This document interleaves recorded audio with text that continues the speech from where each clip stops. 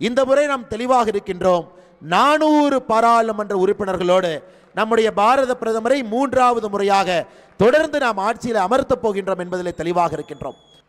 இங்கே ஆம் ஆத்மி கட்சி என்கின்ற கட்சி நாங்கள் ஊழலுக்கு எதிரானவர்கள் என்று சொல்லி ஆட்சிக்கு வந்தார். ஊழலுக்கு எதிரானவர்கள் என்று மட்டும் சொல்லவில்லை, நாங்கள் காங்கிரசுக்கும் எதிரானவர்கள் என்று சொல்லி ஆம் ஆத்மி கட்சி ஆட்சிக்கு வந்தார். இன்னைக்கு அவங்களுடைய நிலைமை நரேந்திர மோடி அவர்களை எதிர்க்க வேண்டும் என்பதற்காக எந்த கட்சி எதிர்த்து ஒரு கட்சியை ஆம் ஆத்மி கட்சி கொண்டு வந்தார்களோ, இன்னைக்கு ஆம் ஆத்மி கட்சியும் காங்கிரசும் ஒன்றாக இணைந்து டெல்லியிலே தேர்தலை சந்திக்கிறாங்க. இந்த ஆம் ஆத்மி வந்த பிறகு டெல்லியில் நடந்திருக்கக்கூடிய ஊழல் பட்டியலை மட்டும் பாருங்க. புதுடெல்லியிலே மதுபான முறைகேடு ஊழல், ஒரு அமைச்சர் அல்ல, 2 அமைச்சர் அல்ல, முதலமைச்சர் உட்பட எல்லோரும் சிறையில் இருக்கிறாங்க.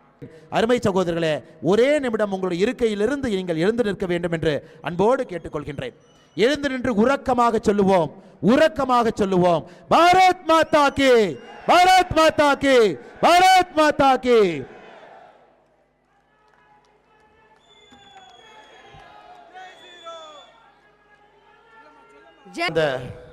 பெரியோர்களே, தாய்மார்களே, அன்பிற்கினிய தமிழ் சொந்தங்களே, ஒரு அற்புதமான மாலை நேரத்தில் உள்ளரங்கிலே நாம் அனைவரும் கூட இணைந்திருக்கின்றோம். புதுடெல்லி பாரதிய ஜனதா கட்சி சார்பாக ஏற்பாடு செய்யப்பட்டிருக்கக்கூடிய இந்த நிகழ்வில் ஒரே இடத்துல நம்முடைய தமிழ் சொந்தங்கள் எல்லோரும் இணைந்து ஒரு சங்கல்பமாக வேள்வியாக வருகின்ற பாராளுமன்ற தேர்தலில் மே 25ஆம் தேதி புதுடெல்லியில் 7 இடத்திலும் கூட 7க்கு 7 இந்த முறை பாரதிய ஜனதா கட்சி வெற்றி பெற்று வர வேண்டும். 7 இடத்திலும் கூட நம்முடைய பாரதிய ஜனதா கட்சியினுடைய பாராளுமன்ற உறுப்பினர்களை அனுப்பி வைக்க வேண்டும் என்பதற்காக இங்கே வந்திருக்கின்றோம். அருமை சொந்தங்களே, நம்முடைய தமிழ் மொழிக்கு எவ்வளவு பெரிய கௌரவம் கிடைத்து கொண்டிருக்கிறது பாருங்கள். டெல்லி பாரதிய ஜனதா கட்சியினுடைய தலைவராக இருக்கக்கூடிய அருமை சகோதரர் வீரேந்திரா சச்சதேவா அவர்கள் எப்படி வந்திருக்கிறாங்க, வேட்டி உடையில் நமக்கெல்லாம் மரியாதை அளித்து நம்முடைய கலாச்சாரத்தினுடைய உருவமாக இங்கே வந்து அமர்ந்திருக்கக்கூடிய டெல்லி பாரதிய ஜனதா கட்சியினுடைய தலைவர் வீரேந்திரா சச்சதேவா அவர்களுக்கு மறுபடியும் என்னுடைய நன்றி கலந்த வாழ்த்துக்களை வணக்கங்களை தெரிவித்துக் கொள்கின்றேன். I pay my respectful greetings, sir. You have chosen to come in a dhoti and shirt, honoring the Tamil custom and tradition. That only shows your large-heartedness of a Bharatiya spirit, that you want to accommodate every single custom, every single religion. We are extremely honored that today you have chosen to come in that vesti to this wonderful event, sir. Thank you so much, sir. நம்முடைய முன்னாள் மத்திய அமைச்சர் அம்மையார் சுஷ்மா ஸ்வராஜ் அவர்களுக்கும் தமிழ் சொந்தங்களுக்கும் ஒரு பெரிய பந்தம் இருக்கிறது. நம்முடைய தமிழ் மொழியின் மீதும் கலாச்சாரத்தின் மீதும் எப்பொழுதும் கூட ஒரு ஆழ்ந்த அன்பு கொண்டிருக்கக்கூடிய அற்புதமான தலைவி சுஷ்மா ஸ்வராஜ் அவர்கள். எனக்கு மிக பெருமையாக இருக்கிறது, அவருடைய மகள் புதுடெல்லி பாரதிய ஜனதா கட்சியினுடைய வேட்பாளராக நம் முன்னால் நின்று கொண்டிருக்கின்றார் பன்சூரி ஸ்வராஜ் அவர்கள். Madam, your Sushma Swaraj, madam, she enjoyed a very deep personal connection with the Tamil population. During her tenure as Minister of External Affairs, many a time she has come to Tamil Nadu, especially whenever our fishermen are in trouble. She used to come, stay there, solve all the problems and come back. So we Tamils, we have a great bonding with Madam Sushma Swaraj. We are extremely honored that today you are contesting as Bharatiya Janata Party candidate for the New Delhi Lok Sabha constituency. We are extremely sure, because of your nature, good nature, and because of your people connect, and thanks to all our Karyakartas' hard work, you will win with a resounding historic mandate from this New Delhi Lok Sabha constituency, and all the people who are present here will make sure that you will be sent to Parliament, madam. அருமை சகோதர சகோதரிகளே, டெல்லியிலே நம்முடைய தமிழ் சொந்தங்களுக்கு ஒரு தனி ஒரு பெருமை இருக்கிறது. மிக கடுமையாக உழைக்கக்கூடியவர்கள், நேர்மையாக இருக்கக்கூடியவர்கள், வந்த இடத்துல நம்முடைய தமிழ் பெருமையை எப்படும் பறைசாற்றக்கூடிய அற்புதமான மக்கள் இங்கு இருக்கக்கூடிய தமிழ் சொந்தங்கள். டெல்லியிலே எல்லா இடத்திலும் கூட நாம் கோலோச்சி கொண்டிருக்கின்றோம். அது ஆட்சி அதிகாரமாக இருக்கட்டும், அது கலைத்துறையாக இருக்கட்டும், பொருளாதாரத்துறையாக இருக்கட்டும், எல்லா இடத்திலும் கூட நம்முடைய தமிழ் சொந்தங்கள் நம் நாட்டினுடைய தலைநகரத்தில் ஒரு பெரிய பெருமையை நம்முடைய தமிழ்நாட்டுக்கு தேடி தந்திருக்கின்றீர்கள். முன்னிருக்கையிலே முக்கியமான நம்முடைய தமிழ் சொந்தங்கள் எல்லாம் இருக்கின்றார்கள்.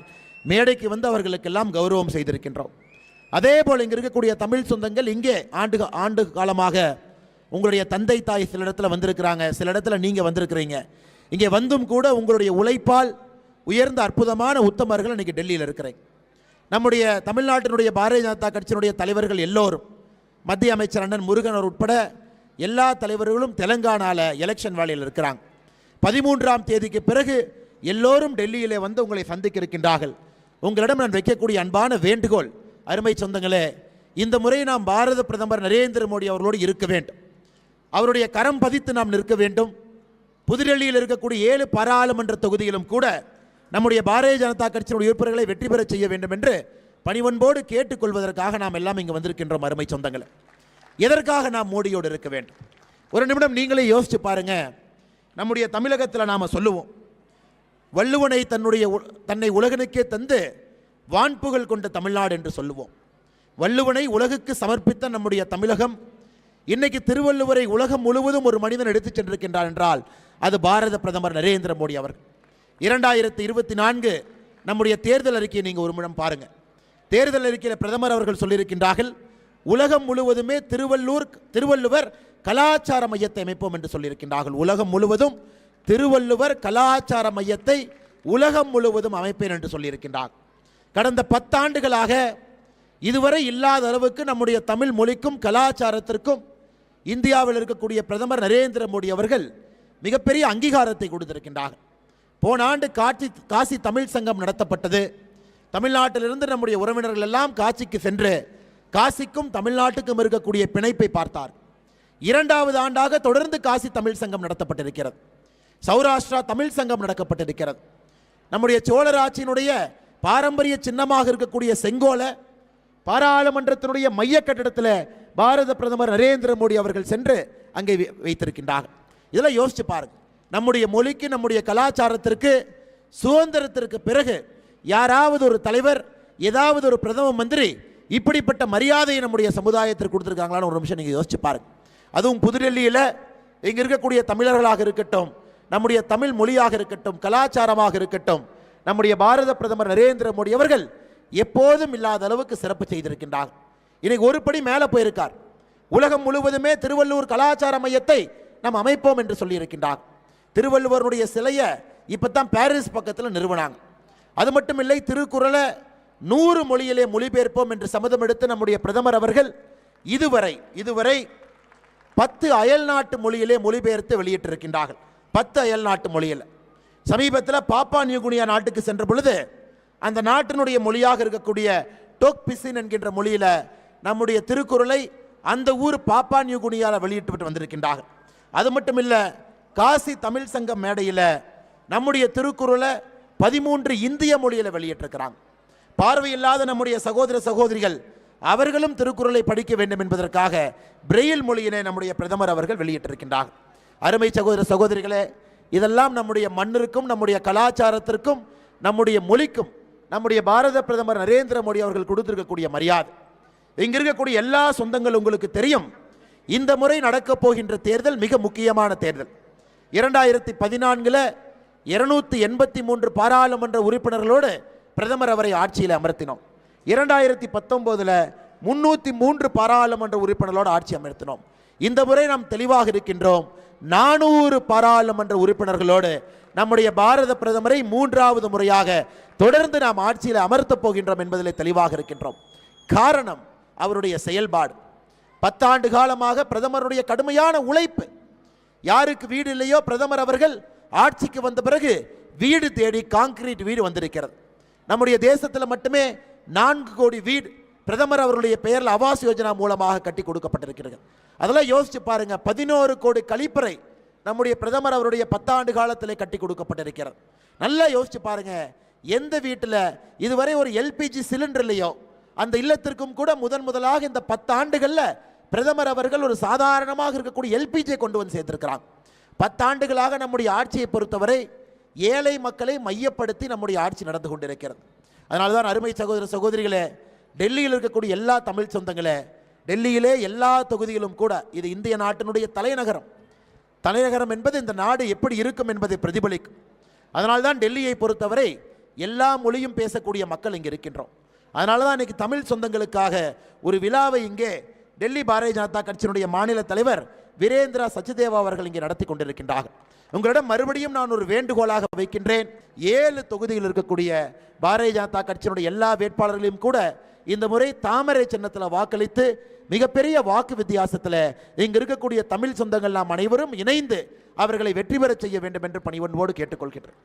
அதே நேரத்தில் அன்பு சொந்தங்களே, டெல்லியினுடைய அரசியலை பாருங்கள். இங்கே ஆம் ஆத்மி கட்சி என்கின்ற கட்சி நாங்கள் ஊழலுக்கு எதிரானவர்கள் என்று சொல்லி ஆட்சிக்கு வந்தார். ஊழலுக்கு எதிரானவர்கள் என்று மட்டும் சொல்லவில்லை, நாங்கள் காங்கிரசுக்கும் எதிரானவர்கள் என்று சொல்லி ஆம் ஆத்மி கட்சி ஆட்சிக்கு வந்தார். இன்னைக்கு அவங்களுடைய நிலைமை நரேந்திர மோடி அவர்களை எதிர்க்க வேண்டும் என்பதற்காக எந்த கட்சி எதிர்த்து ஒரு கட்சியை ஆம் ஆத்மி கட்சி கொண்டு வந்தார்களோ, இன்னைக்கு ஆம் ஆத்மி கட்சியும் காங்கிரசும் ஒன்றாக இணைந்து டெல்லியிலே தேர்தலை சந்திக்கிறாங்க. எத்தனை பேர் இணைந்தாலும் கூட டெல்லியை பொறுத்தவரை நாம் தெளிவாக இருக்கின்றோம். 2019 விட 2024 இன்னும் அதிகமான மெஜாரிட்டியோடு 7 இடத்திலும் கூட பாரதிய ஜனதா கட்சியினுடைய வெற்றி வேட்பாளர்களை நாம் பாராளுமன்றத்திற்கு அனுப்பி வைப்போம் என்பதிலே நாம் உறுதியாக இருக்கின்றோம். இந்த ஆம் ஆத்மி வந்த பிறகு டெல்லியில் நடந்திருக்கக்கூடிய ஊழல் பட்டியலை மட்டும் பாருங்க. புதுடெல்லியிலே மதுபான முறைகேடு ஊழல், ஒரு அமைச்சர் அல்ல, 2 அமைச்சர் அல்ல, முதலமைச்சர் உட்பட எல்லோரும் சிறையில் இருக்கிறாங்க. டெல்லியில் ஜல் போர்டு குடிநீர் வாரியத்தில் நடைபெற்று கொண்டிருக்கக்கூடிய ஊழல், டெல்லியினுடைய போக்குவரத்து துறையிலே பேருந்துகளுக்கு பழுது பார்ப்பதில் அவர்கள் செய்திருக்கக்கூடிய ஊழல், டெல்லியினுடைய மொஹலா கிளினிக்கில் 20,000க்கு மேற்பட்ட போலியான மக்களை பதிவு செய்து அதன் மூலமாக செய்திருக்கக்கூடிய ஊழல், தரம் குறைந்த மருந்துகளை மொஹலா கிளினிக்கில் வாங்கியதில் நடத்தியிருக்கக்கூடிய ஊழலை பாருங்கள். யமுனை நதியை சுத்தப்படுத்துகின்றோம் என்று அதிலே 6,800 கோடி ரூபாய் ஊழல். டெல்லியிலே கல்விக்கூடத்திலே வகுப்பறை கட்டுகின்றோம் என்று சொல்லி கழிப்பறையை வகுப்பறையாக காட்டி அதிலே அவர்கள் செய்திருக்கக்கூடிய 1,300 கோடி ரூபாய் ஊழல். அது மட்டுமில்லை அருமை சகோதர சகோதரிகளே, சுயஉதவி குழுக்களுக்கெல்லாம் உதவி செய்கின்றோம் என்று 1,11,516 போலி கணக்குகளை ஆரம்பித்து அதிலும் ஊழல். மொத்தமாக சொல்ல போனால் டெல்லியிலே ஆம் ஆத்மி கட்சியினுடைய ஆட்சி என்பது ஊழலுக்கெல்லாம் இலக்கணமாக இருக்கக்கூடிய ஒரு ஆட்சியாக ஆம் ஆத்மி கட்சியினுடைய ஆட்சி நடந்து கொண்டிருக்கிறது. அருமை சகோதர சகோதரிகளை, இன்னைக்கு இவர்களும் காங்கிரசும் இணைந்து பொய்யான வாக்குறுதிகளோடு களத்துக்கு வந்திருக்கின்றார்கள். நாங்கள் ஆட்சி அமைத்தால் ஜன் லோக்பால் பில்லை கொண்டு வருவோம், இதுவரை காணாம். நாங்கள் ஆட்சி அமைத்தால் 500 புதிய பள்ளிக்கூடங்களை கட்டுவோம், ஒரு பள்ளிக்கூடத்தை கூட காண்டாம். நாங்கள் ஆட்சி அமைத்தால் இலவச வைஃபை வசதியை டெல்லி முழுவதும் கொண்டு வருவோம், அதையும் காணாம். நாங்கள் ஆட்சி அமைத்தால் 11,000 பேருந்துகளை வாங்குவோம், அதிலே பெண் காவலர்களை பணியமர்த்துவோம், அதையும் காணாம். நாங்கள் ஆட்சி அமைத்தால் யமுனை நதியை தூய்மைப்படுத்துவோம் என்று சொன்னால் அதிலே ஊழல் தான் செய்திருக்கின்றார்கள். நாங்கள் ஆட்சி அமைச்சா டெல்லியில் 8 லட்சம் பேருக்கு அரசு வேலை கொடுப்போம் என்று சொல்லியிருக்கின்றார்கள், 8 பேருக்கு கூட அரசு வேலை கொடுக்கல. முதியோர் உதவித்தொகையை 6 ஆண்டுகளாக புதிதாக யாருக்கும் கொடுக்காமல் இங்கே ஆட்சி நடந்து கொண்டிருக்கிறது. அதனால் அருமை சகோதர சகோதரிகளே, ஆம் ஆத்மி கட்சியாக இருக்கட்டும், காங்கிரஸ் கட்சியாக இருக்கட்டும், ஏழை மக்களுக்கு எதுவும் செய்யாத கட்சியாக அவர்கள் இருக்கின்றார்கள்.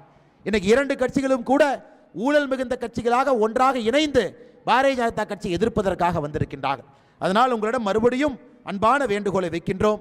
இந்த முறை பாரதிய ஜனதா கட்சியினுடைய 7 பாராளுமன்ற உறுப்பினர்களும் கூட டெல்லியிலிருந்து பாராளுமன்றத்திற்கு செல்ல வேண்டிய கட்டாயமும் அவசியம் நமக்கு இருக்கிறது. இங்கு இருக்கக்கூடிய தமிழ் சொந்தங்களிடம் அன்பாக வைக்கக்கூடிய வேண்டுகோள், மோடி அவர்கள் தமிழுக்காக, தமிழ் கலாச்சாரத்திற்காக நம்மோடு நின்றிருக்கின்றார்கள். இந்த தேர்தலிலே மோடியோடு நிற்க வேண்டியது நம்முடைய கடமை.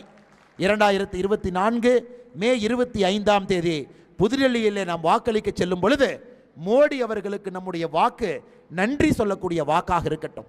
10 ஆண்டுகளாக நம்முடைய நாட்டிற்கு சேவை செய்வதற்கு நன்றி சொல்ற வாக்காக இருக்கட்டும். நம்முடைய கலாச்சாரத்திற்கும் நம்முடைய மொழிக்கும் பெருமை சேர்த்த நரேந்திர மோடி அவர்களுக்கு நன்றி சொல்வதற்காக நம்முடைய வாக்கு இருக்கட்டும். அதனால் இங்கு வந்திருக்கக்கூடிய எல்லா தமிழ் சொந்தங்களுக்கும் கூட அன்பு கலந்த நன்றிகளை தெரிவித்து, மறந்து விடாதீர்கள், மறந்தும் இருந்து விடாதீர்கள். நம்முடைய சின்னம் தாமரை, நாம் வாக்களிக்க வேண்டிய சின்னம் தாமரை, நம்முடைய வெற்றி சின்னம் தாமரை. தமிழகத்திலிருந்து உங்களோடு வேலை செய்வதற்காக, பணியாற்றுவதற்காக, உங்களை பார்ப்பதற்காக நம்முடைய சொந்தங்கள் வர ஆரம்பித்திருக்கின்றார்கள். தெலங்கானா, ஆந்திர பிரதேச மாநிலத்தினுடைய தேர்தல் 13ஆம் தேதி முடிந்த பிறகு தமிழகத்தினுடைய நம்முடைய எல்லா சொந்தங்களும் டெல்லியை நோக்கி வர இருக்கின்றார்கள். நம்முடைய மத்திய இணையமைச்சர் அண்ணன் முருகன் அவர் உட்பட எல்லா தலைவர்களும் கூட மறுபடியும் ஒரு பிரம்மாண்டமான பொதுக்கூட்டம் புதுடெல்லியிலே அண்ணன் முத்துசாமி அவர்களை வைத்து மறுபடியும் அந்த கூட்டத்தை நடத்துவோம். மிகப்பெரிய அளவில் நம்முடைய தமிழ் சொந்தங்களை எல்லாம் கொண்டு வந்து புதுடெல்லியிலே நம்முடைய தமிழர்களுக்கு கிடைத்திருக்கக்கூடிய மரியாதை தமிழ்நாட்டிலே திராவிட கட்சிகளுக்கு சொல்லி காட்டுவோம். பாருங்க, மாநில தலைவரே வேட்டி கட்டிட்டு வந்திருக்கார். பாருங்க, மாநில தலைவரே வேட்டி கட்டி கொண்டு வந்து நம்ம எல்லாம் அழைத்து மிகப்பெரிய விழாவை எடுத்துக் கொண்டிருக்கின்றார்கள். அதனால் இங்கு இருக்கக்கூடிய எல்லா அருமை தமிழ் சொந்தங்களுக்கு கூட மறுபடியும் நன்றி தெரிவித்து, இங்கே வர முடியாமல் சில பேர் இருந்தாங்கன்னா அவங்ககிட்ட போய் நீங்கள் சொல்லணும், எதற்காக மோடி அவர்களுக்கு வாக்களிக்க வேண்டும், எதற்காக டெல்லியிலே 7க்கு 7 தொகுதியிலே பாரதிய ஜனதா கட்சியினுடைய பாராளுமன்ற உறுப்பினர்கள் எதற்காக வர வேண்டும், எதற்காக மோடி அவர்கள் 3வது முறையாக வர வேண்டும். நம்முடைய கலாச்சாரத்திற்கும் நம்முடைய மொழிக்கும் மோடி அவர்கள் செய்திருக்கக்கூடிய விஷயங்களை எல்லாம் நீங்களும் எடுத்து சொல்ல வேண்டும் என்று அன்போடு கேட்டுக்கொண்டு மறுபடியும் உங்களை சந்திக்கின்றோம். இந்த குறுகிய காலகட்டத்தில் எங்களுடைய அழைப்பை ஏற்று இந்த அரங்கத்திற்கு வந்திருக்கக்கூடிய எல்லா நம்முடைய தமிழ் சொந்தங்களுக்கு மறுபடியும் நன்றி கலந்த வாழ்த்துக்களை வணக்கங்களை தெரிவித்து மறுபடியும் 13ஆம் தேதிக்கு பிறகு நீங்கள் இருக்கக்கூடிய இடத்திலே உங்களை சந்திக்க வருகின்றோம். நீங்கள் வந்திருக்கக்கூடிய எல்லா நண்பர்களுக்கு நன்றி தெரிவித்து, மேடையில் இருக்கக்கூடிய தலைவர்கள் நன்றி தெரிவித்து, மறுபடியும் நம்முடைய புதுடெல்லியினுடைய பாரதிய ஜனதா கட்சியினுடைய தலைவர் வீரேந்தர் சச்தேவா அவர்கள் உட்பட அவருடைய குழுவுக்கும் நன்றி தெரிவித்து, நீங்கள் தமிழ் மொழிக்கு நீங்களும் பெருமை சேர்த்திருக்கின்றீர்கள், தமிழ் கலாச்சாரத்திற்கு நீங்கள் பெருமை சேர்த்திருக்கின்றீர்கள், டெல்லியில் இருக்கக்கூடிய தமிழ் மக்களுக்கெல்லாம் உங்களுடைய அன்பை கொடுத்திருக்கின்றீர்கள். நிச்சயமாக தமிழ் மக்கள் நம்மோடு இருப்பார்கள், பாரதிய ஜனதா கட்சியோடு இருப்பார்கள், நம்முடைய வேட்பாளரோடு இருப்பார்கள், நிச்சயமாக வெற்றி வேட்பாளராக மாற்றி காட்டுவார்கள் என்கின்ற உறுதி அவர்கள் சார்பாக உங்களுக்கு நான் அளிக்கின்றேன். 7 இடத்திலும் கூட வெற்றி மாலையோடு நம்முடைய வெற்றி வேட்பாளர்களை பாராளுமன்றத்திற்கு உறுதியாக ஜூன் 4ஆம் தேதி நாம் அனுப்பி வைப்போம் என்று சொல்லி இங்கு இருக்கக்கூடிய எல்லா அன்பு தலைவர்களுக்கு நன்றி தெரிவித்து என்னுடைய உரையை முடித்துக் கொள்கின்றேன். அருமை சகோதரர்களே, ஒரே நிமிடம் உங்களுடைய இருக்கையிலிருந்து நீங்கள் எழுந்து நிற்க வேண்டும் என்று அன்போடு கேட்டுக்கொள்கின்றேன். எழுந்து நின்று உறக்கமாக சொல்லுவோம், உறக்கமாக சொல்லுவோம், பாரத் மாதா கி, பாரத் மாதா கி, பாரத் மாதா கி.